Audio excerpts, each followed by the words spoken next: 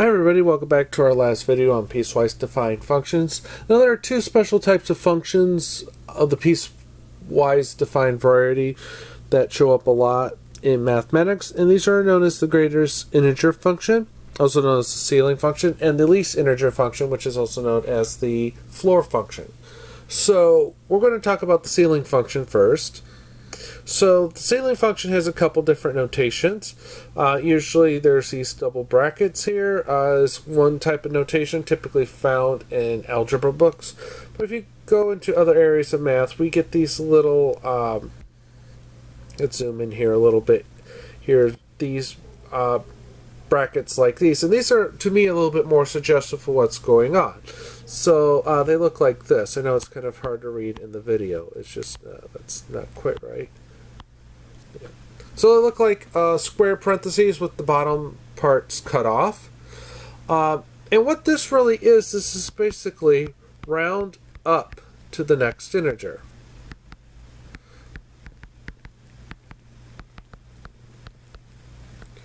And so notice that this is exactly what our definition does. If we're between -2 and -1, we round up to -1. Notice that the equal sign is on the -1 because if we're at an integer, we'll just stay there.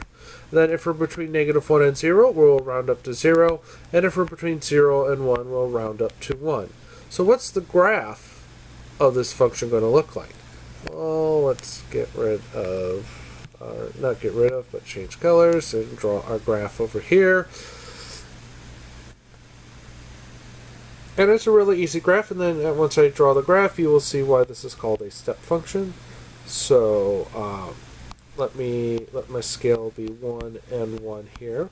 So between -2 and -1, so here's -1 and here's -2, I will be down here at -1. So I'm going to get an open dot at the -2 because of the not equals, but I'll get a solid dot here at 1, and I get all those values just mapped to 1.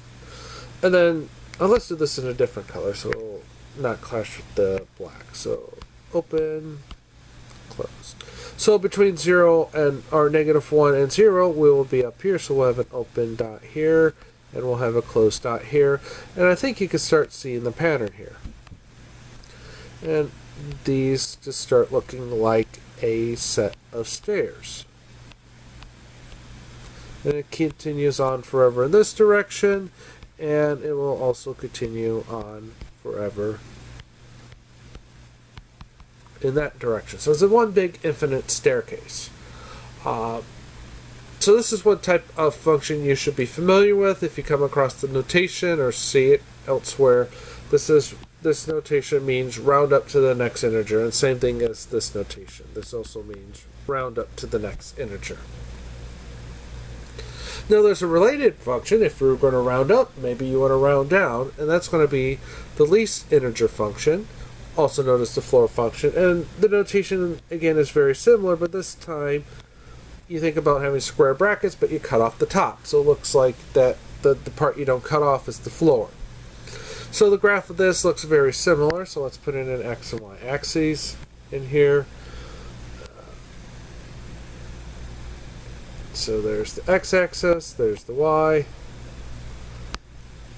And so notice that between -2 and 1, we'll be at -2. So let me put in a scale in just as before. So say -1, -2. Let's see, -1 and -2. So again, I want to draw this in red. But notice that this time the left endpoint has the equality, so it is going to be on this range. Which makes total sense because all these values are going to round down to 2, and then we'll have a solid dot here, open dot, solid dot, open dot, solid dot, open dot, and again we get this nice big infinite stairs. So these two functions you should be aware that exist in mathematics.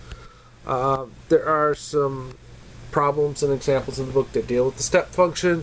So I just wanted to make sure you understood what a step function was before you dealt with them.